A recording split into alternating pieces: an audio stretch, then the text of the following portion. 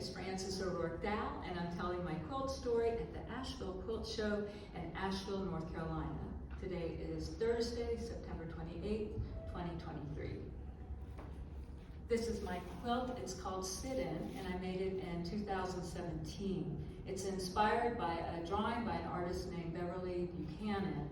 I saw Buchanan's work at an exhibit at the National Museum in Durham, which is where I live, and the work that I saw there was sculptural, but I loved it so much that I went home and Googled her and did a deep dive into her work. She's an African-American artist who was born in the 1940s and died in 2015, and a lot of her work is sculptural, but she had, as I was doing my deep dive, I found a drawing that she had drawn out of a chair, and it was a rustic chair. It looked very much like this, and it was a pencil drawing, but she had colored it in with bright pink and orange colored pencils, and it was just super cool. She's an amazing artist, and I thought, you know, it'd be very cool, because I had just started exploring kind of modern applique, would be make a huge chair and put it on a white background. I mean, I like bigger than life chair, but and applique it on and make a quilt out of it. First of all, I couldn't figure out how I would make that template, so I thought maybe I will start with a small chair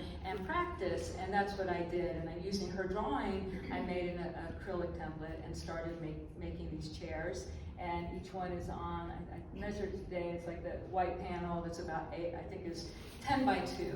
And so I make a chair and applique it and put it on my design wall. And my first thought was I would do it like Warhol's soup cans, just rows, but as I started putting them on, they called for some negative space. And I also, they were like in these groupings.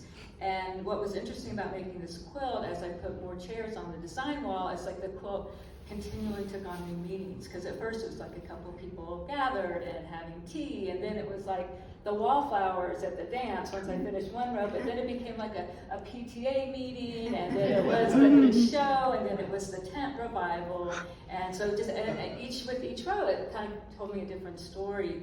And as I was searching for a name, my friend Jen Greer, who's a quilter, suggested Sit-In, which I loved and seemed perfect, and of course that added yet another layer of meaning to the quilt. And I don't know that you can see it in the video, but in these white spaces I quilted chairs, and I call them my ghost chairs, which again, I'm a writer, and like, so more meaning, more stories.